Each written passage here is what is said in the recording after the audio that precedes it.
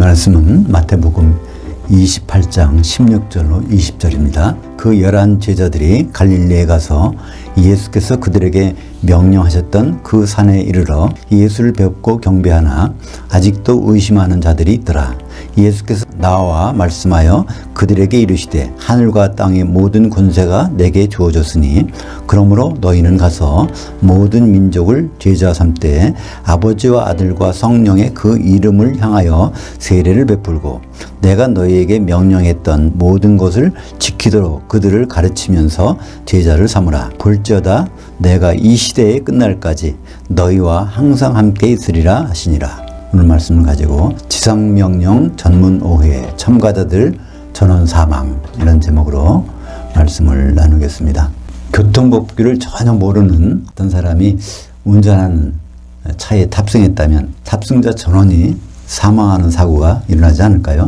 성경은 교통법규보다도 엄청나게 높은 상위의 법입니다. 그 법을 잘못 알고 그걸 따랐을 때 결과가 어떻게 되는지 우리는 생각해 봐야 될 것입니다.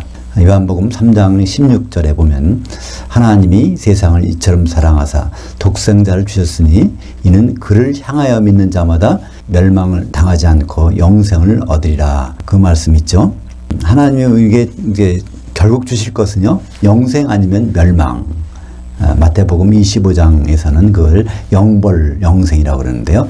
그게 뭐냐면 예수를 믿으면 그렇다는 게 아니라 예수를 향하여 믿으면 영생을 얻고 예수를 향하여 믿지 않고 그냥 믿으면 그건 멸망한다는 얘기입니다.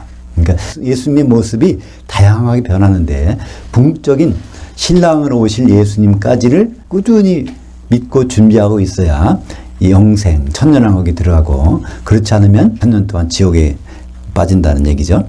그러니까 기독인이 예수 믿는 사람이라면 반드시 닥칠 두 가지의 길이 마태복음 25장 46절 양과 염소에 비유해서 예수님이 직접 말씀하셨습니다. 그러니까 새끼 염소들은 영벌에, 그 장성한 양들은 영생에 들어가리라. 그래서 어떤 꼴을 먹었느냐, 사도들이 준 꼴을 먹었느냐, 그렇다면 여러 가지 잡다한 걸 먹다가 새끼 염소를 뱉느냐에 따라서 우리의 운명이 달라진다는 것입니다.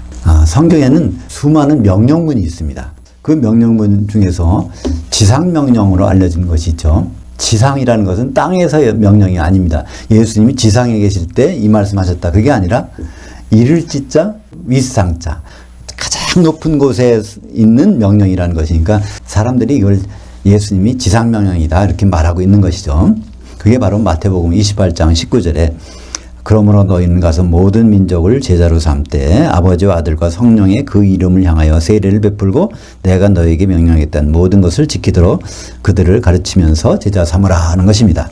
근데 이 지상명령이라고 하는 마태복음 28장 19절이 그게 성도들한테 한 말일까요? 그렇지 않습니다. 명령문은요 반드시 수명자가 정해져 있습니다. 그죠? 수명자라는 것은 명령을 받는 사람이죠.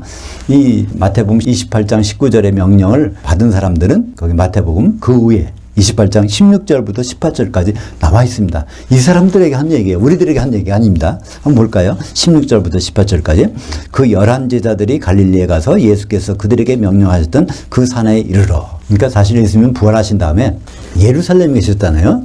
거기서 죽으시고.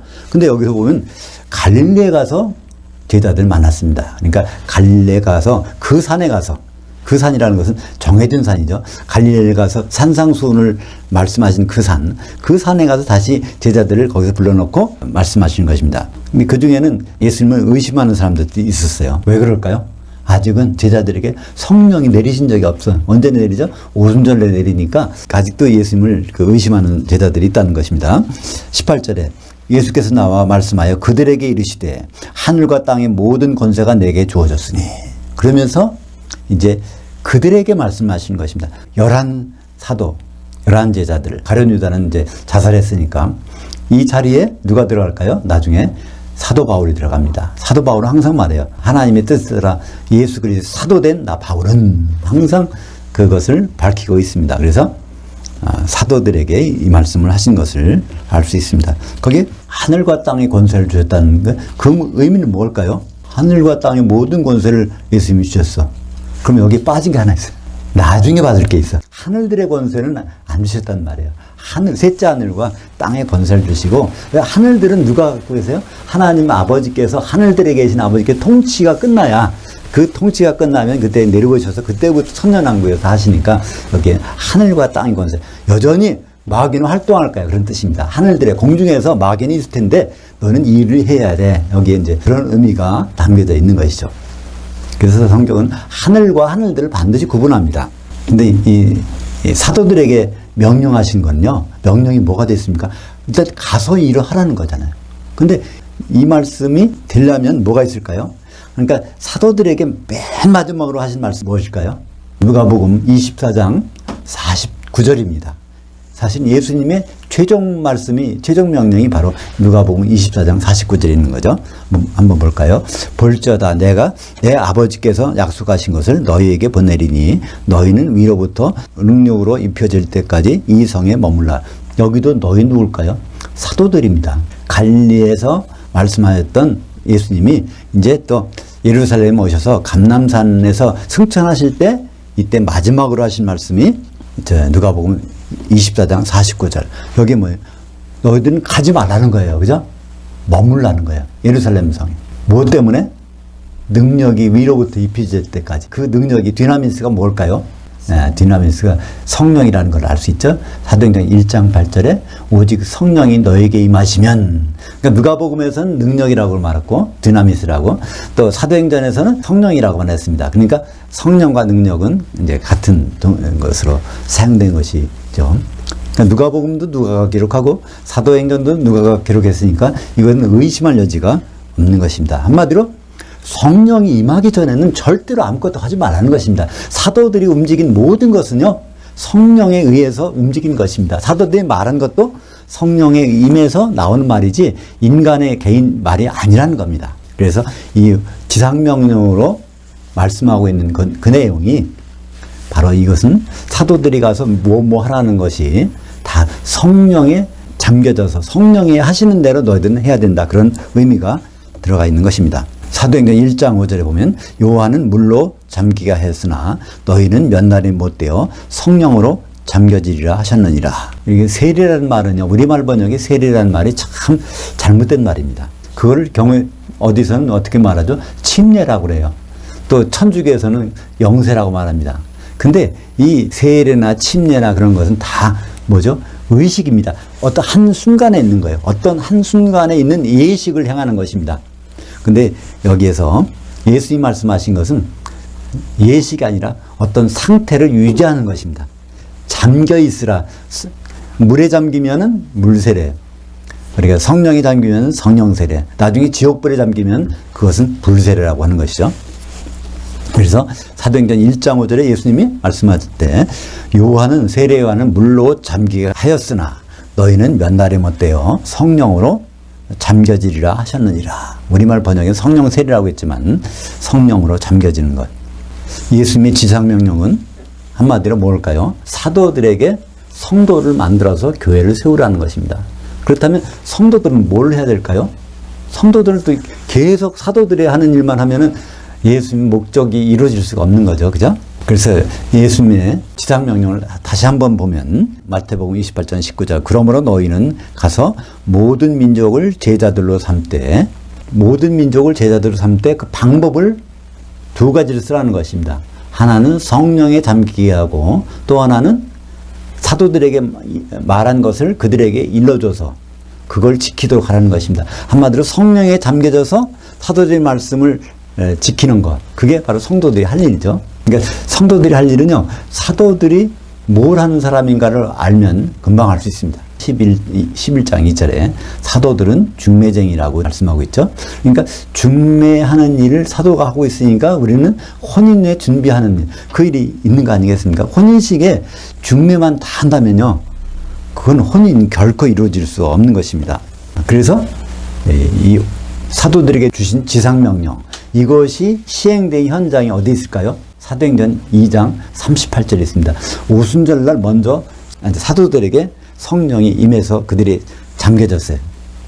그 다음에 같은 날 저녁에 성도들이 이제 잠겨지는 장면이 나오죠. 사도행전 2장 38절.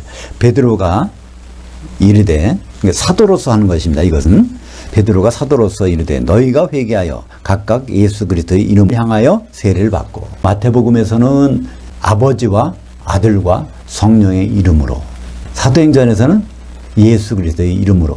그러니까 결국 아버지 이름이 아들 이름이 되고 아들 이름이 또 성령인 것을 우리는 알 수 있습니다. 예수님이 그러셨잖아요.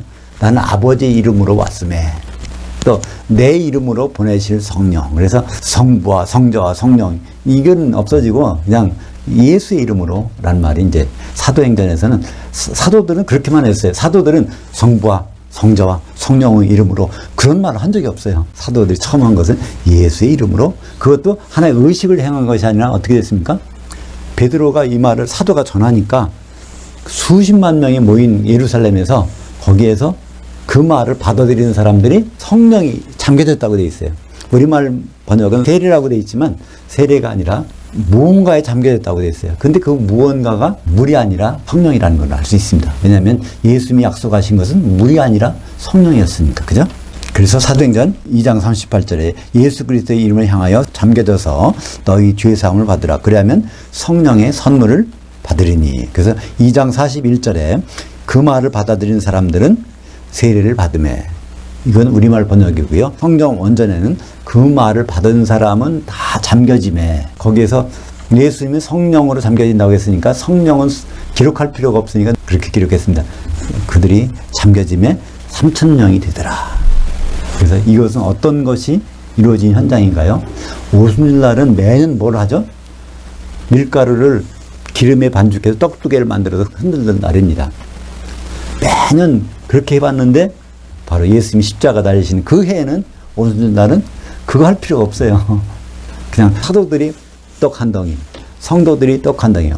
어떤 기름으로 뭉쳐졌을까요? 성령의 기름으로.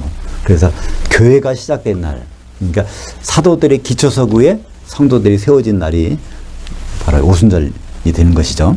우리는 흔히 모든 성도들이 오해를 합니다. 아, 나 구원받았으니까 내가 하나님 은혜를 나 혼자 받을 수는 없지. 그러니까 사람들에게 말씀을 전해야지. 그러면서 전도에 힘을 씁니다. 성경에서도 때를 얻든지 못 얻든지 전도라고 했으니까. 그 말씀이 어디 있죠? 디모데 후서 4장 2절. 너는 말씀을 전파하라. 때를 얻든지 못 얻든지 항상 힘쓰라. 이 말씀이 많을 것 같지만요, 성경에서는 서신서에서 성도들에게 보낸 편지에서는 요 한 군데밖에 없습니다. 다른 데 어디도 없어요. 근데 이 말씀도 어떻게 된 거죠? 너는 누굽니까? 디모데 후서니까 디모데죠. 근데 디모데는 성도가 아닙니다. 복음 전도자예요. 아주 직함이 딱 적혀 있어. 그 직함이 적힌 걸 볼까요? 디모데 후서 4장 5절. 너는 모든 일에 신중하여 고난을 받으며 복음 전도자의 일을 하며 내 직무를 다하라. 그러니까 디모데는 복음 전도자이기 때문에 복음을 전하는 거예요. 성도들 보고 복음 전하라는 것은 성경 어디에도 있는 것이 없어요. 한 번도 찾아볼 수가 없어요. 다 사도들이 하는 것이고, 또 누가 하죠? 사도들의 일을 맡아서 해주는, 지금은 선지자나 목사나 복음 전도자나 그 사람들 교사가 돼서 하는 것입니다. 그래서 이 사도들은 이미 자기 일을 다 했어요. 신약 성경을 기록해서 남겨놨습니다. 그 이 일을 계속해서 전하는 사람이 누굴까요? 그래서 필요한 사람이 선지자와 복음 전도자와 목사를 세운 것입니다. 그들을 뭐로 세웠다고 했습니까? 에베소서 4장 11절에 보면요, 그들은 다 교사라는 거예요. 교사는 우리말 때 우리는 선생님, 교사 그러면 좀 불편하죠? 왜냐면 또 뭘 배워야 되나, 또 시험을 봐야 되나, 그런 역할을 하는 사람을 교사로 생각하는데요, 성경에서 말하는 교사라는 디다스 칼로스는요, 아주 재밌는 말이에요. 배울 마음이 들게 하는 사람, 그런 뜻이에요. 그러니까 사도, 목사, 선지자, 복음 전도자를 만나면요, 너무나 배우고 싶은 생각이 난다는 거예요. 그게 진짜 목사고 진짜 복음 전도자라는 거예요. 왜 그럴까요? 성도들이 무슨 일을 하는지를 알려주는 사람이니까 그렇습니다. 그게 에베소서 4장 11절에 볼까요? 그가 더러는 사도들로, 더러는 선지자들로, 더러는 복음 전도자들로, 더러는 목사들, 곧 교사들로 삼으셨으니. 그러니까 사도나 선지자나 복음 전도자나 목사는 교사인데, 어떤 교사요? 배울 마음에 들게 해주는 사람. 뭐를? 성도가 무슨 일을 할지를. 그래서 바로 에베소서 4장 12절에 거기가 성도가 할 일이 나와 있어요. 성도가 하는 일이 복음 전하는 일이 아니라 바로 이 일이라는 걸 설명해 주고 있습니다. 에베소서 4장 12절. 이는 성도들을 갖추게 하여, 성도들이 뭔가 부족할 텐데 성도들에게 그 연장을 줘서 직무의 일을 하게 함으로써 그리스도의 그 몸을 세우려 하심이라. 그러니까 성도들이 할 직무는 뭘까요? 몸을 세우는 거예요. 몸이 세워진다는 것은 이게 하나가 돼야 되니까 성령의 기름이 준비되지 않으면 몸을 세울 수가 없겠죠. 한 몸이니까. 예수 그리스도 몸. 그래서 이 몸이라는 것은 이제 단수가 나오면 이건 교회입니다. 몸들이라면 우리 각자의 몸이지만 성경에서 이 교회를 왜 세우실까요? 주님은 교회를 쓰실 때가 있어요. 교회는 그리스도의 아내가 될 것이기 때문입니다. 성경에서 가장 큰 비밀을 압축하면 바로 에베소서 5장 31절과 32절입니다. 성경 이걸 다 읽기 어렵다면요. 그냥 우리는 에베소서 5장 31절과 32절만 읽어보면 하나님의 뜻을 다 완전히 알 수 있고 우리가 무슨 일을 해야 되는지를 금방 알 수가 있는 것입니다. 에베소서 5장 31절, 32절. 그러므로 남자가 부모를 떠나 그의 아내와 합해서 그 둘이 한 육체가 될지니. 이것은 창세기 2장 24절. 아담과 하와의 혼인 얘기입니다. 그죠? 이 혼인 얘기는 뭐를 나타내는 것이냐 하면 이 비밀이 크도다. 그러면서 나는 그리스도를 향하여와 교회를 향하여에 대해서 말한다라. 아담과 하와는 누구의 모형이요? 예수님과 교회의 모형입니다. 그러니까 교회는 어떤 한 사람이 아니라는 것입니다. 왜냐하면 여러 성도들이 한 아내가 되는 것이니까. 그렇죠? 그래서 그걸 좀 더 자세한 말로 고린도 후서 11장 2절에 내가 사도로서 너희 성도들을 한 정결한 한 처녀로, 성도는 굉장히 수가 많아요. 근데 한 처녀로 한 남편인 그리스도께 드리려고 중매했음이로다. 그러니까 우리의 처지가, 우리 신분이 이미 어떤 처지예요? 중매된 상태예요. 그럼 뭐 하는 게 음행일까요? 우리가 중매된 걸 잊어버리고 다른 데 신경 쓰고 있다면 그게 다 음행입니다. 성경에는 많은 음행에 대한 얘기가 나오는데 그거는 우리의 어떤 육신적인 행동의 음행이라는 그것은 아주 일부분이고요. 사실 예수님과 혼인할 생각을 잠시라도 접고 다른 걸 생각하고 있다면 이거는 음행입니다. 그러면 사도들의 지상명령은 복음 전하는 건데 우리 성도들은 무슨 지상명령이 있을까요? 전도는 사도들이 하는 것이고 목사들이 하는 거, 복음 전도자들이 하는 것이라니까 어떤 분은 그래요. 그럼 우리는 놀고 먹으라는 것이냐 그러네요. 근데 성도들이 할 일이 분명히 있어요. 그게 바로 여기 나오고 있습니다. 에베소서 4장 1절부터 3절까지에 바로 성도들이 할 일이 나와 있습니다. 그러므로 주 안에서 갇힌 내가 너희를 권하노니, 사도로서 여기서 주 안에서 갇혔다는 얘기는 지금 감옥에 있다는 얘기도 되지만 로마 감옥에서 에베소서 썼으니까 여기서는 사도가 된 나는 그런 뜻입니다. 주님께 이게 이렇게 사도가 된 나는 성도에게 이런 거를 쓰고 있다는 것입니다. 너희가 성도들로 부르심을 받은 일에 합당하게 행하라는 것입니다. 성도들은 할 일은 있는데 성도의 할 일을 하는 것입니다. 전도하고 선교하고 이런 일은 사도가 할 테니까, 그럼 목사와 전도자와 선교사가 할 테니까 이 일을 하지 말라는 것입니다. 왜냐하면 부르심을 받은 일에 합당하게 하라는 거예요. 우리는 많은 일을 할 필요가 없습니다. 그죠? 많은 일을 하는 게 아니라 합당한 일을 해야 되는데 그 일은 무엇일까요? 모든 겸손과 온유로 하고 오래 참음으로 사랑 가운데서 서로 용납하고 평안에 매는 줄로 성령에 하나 되게 하신 것을 너희는 힘써 지키라. 성도들은 전도, 선교 이거 말고 성령에 하나 되게 하신 것을 힘써 지켜야 돼. 이때 힘써 지킨다는 것은 스푸다죠. 속도를 내라는 것입니다. 게으르지 말고 스피드를 내라는 단어를 썼죠. 예수님은 굉장히 오고 싶으신 것 같아요. 근데 혼인 준비가 안 됐으니까 속도 좀 내. 스푸다죠. 그걸 여기에 힘써 지키라는 말로 번역을 했습니다. 성도를 부르신 목적은 전도하는 것이 절대로 아닙니다. 전도는 이미 주님께서 다 할 사람을 정해놨어요. 그 일 말고 진짜 성도들이 할 일이 있다는 것입니다. 요한복음 17장 20절부터 21절까지 중간에 생략하고 읽어보겠습니다. 내가 비옵는 것은 이들 사도들만 위함이 아니고 또 이들 사도들의 말로 말미암아 나를 향하여 믿는 이들 성도들도 위함이니 그들 성도들도 다 하나가 되어 사도들의 말을 알아듣고 하나가 되는 일, 이게 성도들이 할 일입니다. 그러니까 사도들의 말을 알아들으려면 뭘 해야 될까요? 사도들의 말을 신약성경을 읽어봐야 돼요. 이게 바로 중매 교본입니다. 중매 매뉴얼이니까 그걸 읽어보고 그럼 우리가 뭘 해야 되겠구나. 그 중매 매뉴얼 읽어보면 뭐가 나올까요? 요한계시록 19장에 도달하면 어린 양의 혼인이 이루어졌고 한 아내가 준비됐다는 말이 나오죠. 예수님은 요한계시록에 있는 내용을 미리 말씀해 주신 것이 있습니다. 마태복음 9장 15절에 보면요. 신부실 아들들이 신랑과 함께 있을 동안에 슬퍼할 수 있냐? 그러나 신랑을 빼앗길 날이 이르니 그때는 금식할 것입니다. 신부 대기실이 설치가 되는 경우는 뭘까요? 혼인할 때 예식장에 신부 대기실이지 어디가 다른 데가 있습니까? 그 신부 대기실이란 말이 바로 여기에 나오는 거거든요. 헬라어로는 림폰이라는 말이에요. 이 말씀하실 때 마태복음, 마가복음, 누가복음 이 말이 다 있는데 그 말씀만 신부 대기실인 림폰이 성경에서 한 군데 나옵니다. 그런데 신부 대기실에는 누가가 있을까요? 하나님의 아들들. 그러니까 모든 하나님의 자녀들이 신부 대기실에 가 있다는 겁니다. 근데 거기에서 끝나는 것이 아니라 거기 뭐가 기록되어 있습니까? 신랑을 뺏길 날이 있다는 거예요. 이것을 단적으로 설명해 준 것이 어디죠? 열천국이.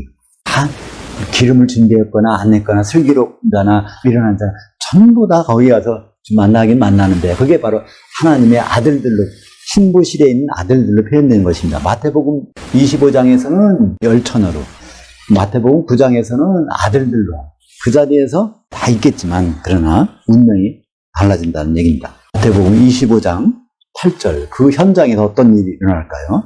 미련한 자들이 슬기는 자들에게 이르되 우리 등불이 꺼져가니 너희 기름 좀 나눠달라 하거라. 그러니까 등불이 꺼져간다는 얘기는 성령이 솟는데서 이제 심지가 다 들어간다는 얘기입니다. 근데 슬기로운 자들은 아직도 빛을 발하고 있어요. 뭐가 있기 때문에? 기름이 아직 넉넉하기 때문에. 그래서 마태복음 25장 10절 신랑이 오므로 예수님이 신랑으로 오시는 거죠.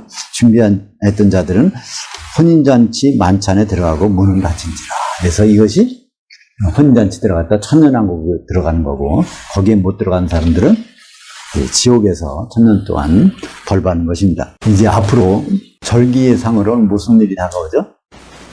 나팔절이 다가옵니다. 나팔절이는 무슨 날입니까요? 주님이 재림하는 날입니다. 주님이 재림하시면요, 우리는 다 휴거돼서 공중에 올라가요. 죽었던 사람도 영의 몸으로 살아나서 살아있던 사람도 몸과 확 변해. 그래서 올라가는 겁니다. 고린도전서 15장 51절과 52절에 자세히 써 있잖아요. 호련히 변화돼서 이제 공중에 올라가는데 그때 영생에 들어갈 거냐, 영광에 들어갈 거냐, 그것은 뭐로 결정될까요? 죄를 얼마큼 졌느냐, 죄를 얼마큼 회개했냐, 그것은 기본이고요. 거기서는 전도 몇 명 했느냐, 그것도 아니고요. 거의 유일한 게 기름이 준비되어 있느냐, 준비되지 않느냐. 왜냐하면 기름이 있어야 하나가 돼서 한 신부가 되니까. 그래야 한 신부가 돼야 결혼을 할 수 있으니까 그렇습니다. 마태복음 25장 40절 너희가 여기 내 형제들 중에 지극히 작은 자 하나에게 한 것이 내게 한 것이라. 그날에 주님이 공중에서 하시는 말씀을 여기 미리 적어놓은 거예요. 내 형제들, 여기 내 형제들은 누굴까요? 중매쟁이가 그 자리는 혼잔치 자리에 가 있다는 거예요. 주님 옆에 있는 12사도에게 지극히 작은 자 하나에게 한 것이 내게 한 것이라. 지금도 주님이 대접할 수 있어요. 뭐로? 신약 성경의 작은 부분까지 그걸 대접하면 주님은 내가 나를 지금도 대접하고 있구나. 지나간 과거는 잊어버리고 우리는 앞으로는 주님을 하루에 한 번씩이라도 좀 대접했으면 좋겠습니다. 마태복음 19장 28절 그 말 있지 않습니까? 세상이 새롭게 되어 인자가 자기 영광의 보좌에 앉을 때 예수님께서 재림하실 때 나를 따르는 너희도 12사도들도 12보좌에 앉아 이스라엘 12지파를 심판하리라. 고린도후서 5장 10절 이는 우리가 다 반드시 그리스도의 심판대 앞에 나타나게 되어 각각 선악간에 그 몸을 통하여 교회를 통해서 행한 것을 따라 받으려 합니다. 마태복음 25장 46절 그들은 영벌에 의인들은 영생에 들어가리라. 사랑하는 여러분, 사도들이 받은 지상명령을 우리 것인 줄 알고 성도들이 그걸 이행하다가 성도들이 해야 할 일 하나 되는 것을 못하면 기름진 일을 못하면 우리가 그리스도 심판대에서 어떻게 견디겠습니까? 성도들은 우리 본연의 하나 되는 것은 성령 충만이고요.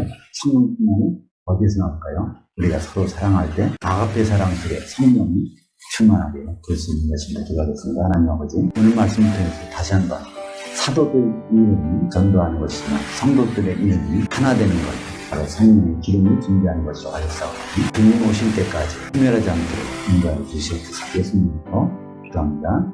아멘.